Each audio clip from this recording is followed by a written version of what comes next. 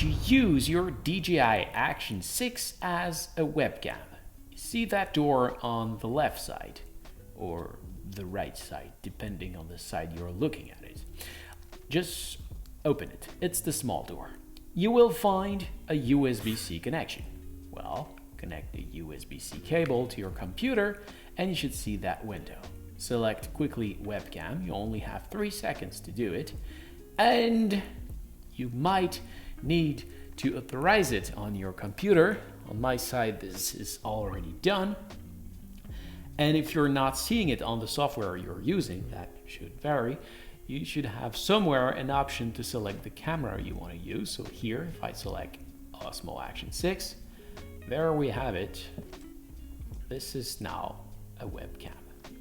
And yes, the 1080p is the only option. So I hope this was helpful.